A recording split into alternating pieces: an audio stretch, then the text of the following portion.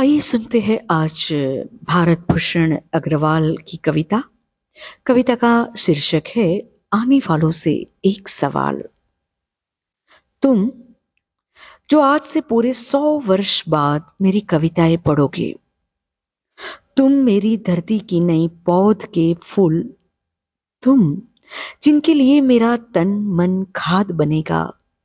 तुम जब मेरी इन रचनाओं को पढ़ोगे तो तुम्हें कैसा लगेगा, इसका मेरे मन में बड़ा कौतूहल है।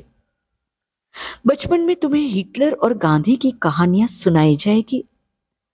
उस एक व्यक्ति की जिसने अपने देशवासियों को मोह की नींद सुलाकर सारे संसार में आग लगा दी, और जब लपटे उसके पास पहुंची तो जिसने डरकर आत्महत्या कर ली ताकि उनका मोह न टूटे। और फिर उस व्यक्ति की जिसने अपने देशवासियों को सोते से जगाकर सारे संसार को शांति का रास्ता बताया, और जब संसार उसके चरणों पर झुक रहा था, तब जिसके देशवासी ने ही उसके प्राण ले लिए कि कहीं सत्य की प्रतिष्ठा न हो जाए। तुम्हें स्कूलों में पढ़ाया जाएगा कि 100 वर्ष पहले इंसानी ताकतों के दो बड़े राज्य थे जो दोनों शांति चाहते थे, और इसलिए दोनों दिन रात युद्ध की तैयारी में लगे रहते थे, जो दोनों संसार को सुखी देखना चाहते थे,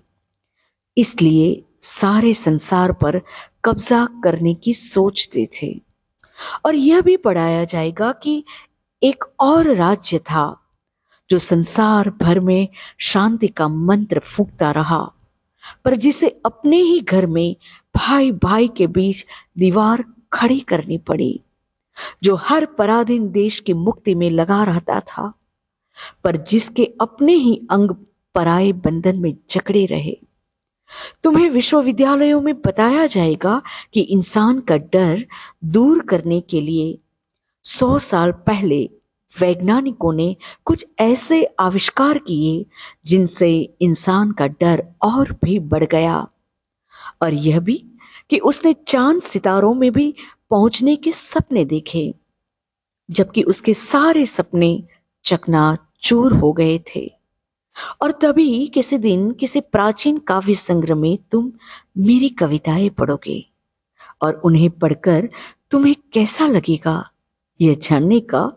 मेरे मन में बड़ा कौतूहल है। तुम जो आज से 100 साल बाद मेरी कविताएं पढ़ोगे, तुम क्या यह न जान सकोगे कि 100 साल पहले जिन्होंने तन्मयता से विभोर होकर आत्मा के मुक्त आरोहण के या संवेद जीवन के जय के गीत गाए, वे आंखें बंद किए सपनों में डूबे थे, और मैं जिसका स्वर सदा दर्द से गीला रहा, जिसके भर्राए गले से कुछ चीखें ही निकल सकी, मैं सारा बल लगाकर आंखें खोले यथार्थ को देख रहा था।